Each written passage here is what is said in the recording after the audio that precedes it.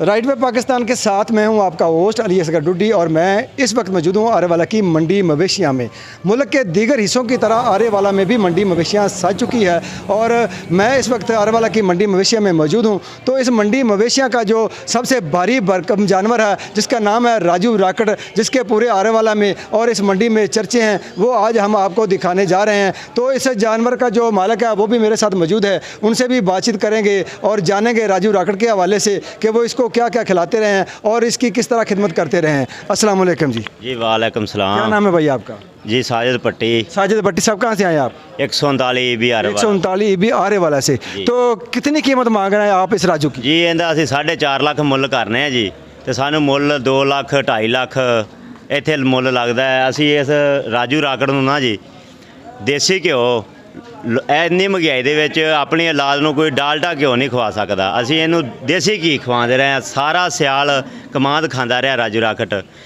ਤੇ ਜਿੱਦਣ ਅਸੀਂ ਇਹਨੂੰ ਲੈ ਕੇ ਆਏ ਆ ਮਹੱਲੇ ਦੇ ਬੱਚੇ ਬੁੜੀਆਂ ਬਾਹਰ ਨਿਕਲਦੇ ਰਾਜੂ ਰਾਕੜ ਨੂੰ ਵੇਖਦੇ ਸੀ ਕਿ ਅੱਜ ਰਾਜੂ ਰਾਕੜ ਆਰੇਵਾਲਾ ਮਵੇਸ਼ੀ ਮੰਡੀ ਜਾ ਰਿਹਾ ਹੈ ਤੇ ਇੱਥੇ ਮਵੇਸ਼ੀ ਮੰਡੀ ਆ ਕੇ ਸਾਨੂੰ ਇਹਦਾ ਮੁੱਲ ਨਹੀਂ ਲੱਗ ਰਿਹਾ। ज़्यादा से ज़्यादा कितनी कीमत लगी इसकी? ਜ਼ਿਆਦਾ ਤੋਂ ਜ਼ਿਆਦਾ ਇਹਦੀ ਲੱਗੀ ਹੈ ਜੀ 2,70,000 रुपए। 2,70,000 रुपए कम से कम सानू 4.5 ਲੱਖ रुपया लगे या 5 ਲੱਖ रुपया सानू मिले तो फिर भी साड़ी जी इनकी संभाई है वो सानू पूरी मिलती है, नफ़ा नहीं सानू मिल रहा इनका। अगर आपको पूरे पैसे ना मिले तो आप फरोख्त नहीं करेंगे? नहीं, इसको कोई फरोख्त नहीं करेंगे, हम इसको घर ले जाएंगे। घर ले जाएंगे? बिल्कुल ज़रूर घर ले जाएंगे। फरोख्त नहीं करेंगे? नहीं, फरोख्त नहीं करेंगे हम। इस पर कितना खर्चा आया? अगर साड़ी मेहनत 1000 रुपये एक मजदूर की मजदूरी है तो 2 ਲੱਖ रुपया ठेका है ज़मीन का। जे सारे खर्चों वाले वेखिए तो सानू ये 500 रुपया डेली का पैंदा, 4 साल यदी मतलब कि उम्र है, ये सानू 10 ਲੱਖ का भी असी सेल करिए तो उस हिसाब नाल कम है घट है। हाँ जी, महंगाई तो कंट्रोल किया जाए, लादा लोग खुशहाल होवन, लोगों को पैसा आवे, मैशियत मजबूत होवे कि पैसा लोगों को आवेगा तो लोग पैसा लैके तो माल खरीदन आवणगे तो ईदल फितर का जो ना वो कुर्बानी कर सकन। कितने दिनों से आप मंडी में मौजूद हैं? असी जी सब तो पहले असी आए हैं, पहली पर्ची जी मंडी के वो असा कटाई है तो पहली पर्ची मतलब कि पहला माल साडा ही इंटर होया है। कितने जानवर ले? 5 दिन हो गए। कितने जानवर लेके आए हैं? साढ़े को माशाल्लाह कोई 30-35 डंगर है जी। 30-35 जानवर? 30-35 डंगर है। कोई बिका अभी तक? 2 बिके ने जी। कितने कितने के? वो कोई 2 ਲੱਖ का, कोई 1.5 ਲੱਖ का, इस तरह। हाँ जी नाज़रीन, हमने आपको दिखाया इस मंडी का भारी भरकम जानवर जिसका नाम रखा हुआ इन्होंने राजू राकड़, और इस राजू राकड़ की वो कीमत मांग रहे हैं 4 से 4.5 लाख रुपया।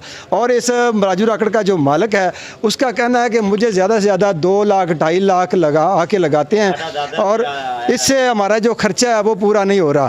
तो इस वक्त मेरे साथ एक बुज़ुर्ग भी मौजूद हैं जो इस राजू राकड़ के मालिक हैं, तो उनसे भी बातचीत करते हैं और जानते हैं इस राजू राकड़ के हवाले से। अस्सलाम वालेकुम। वालेकुम सलाम।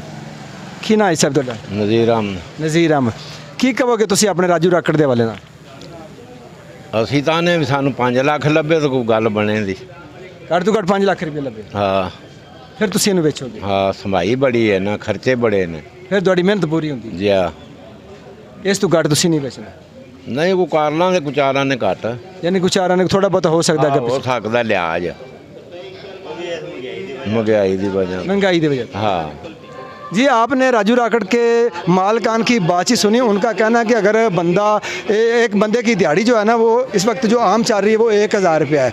अगर इसकी जो संभाई है वो अगर 1 साल भी लगाएं तो आप उससे अंदाज़ा लगा सकते हैं कि 3 से 4 लाख रुपया एक बंदे की मजदूरी बन जाती है, चारा वंडा उसको छोड़ के, इसकी खुराक को छोड़ के। उनका कहना है कि अगर हमें इसकी पूरी कीमत मिलेगी तो हम इसको सेल करेंगे, अगर इसकी हमें पूरी कीमत ना मिली तो हम इसको सेल नहीं करेंगे। हम इससे प्यार भी बहुत ज़्यादा करते हैं और हमने इसको खिलाया पिलाया भी बहुत ज़्यादा है। तो देखते रहे right way Pakistan, Ali Asghar Duddi, right way Pakistan, district Pakpattan.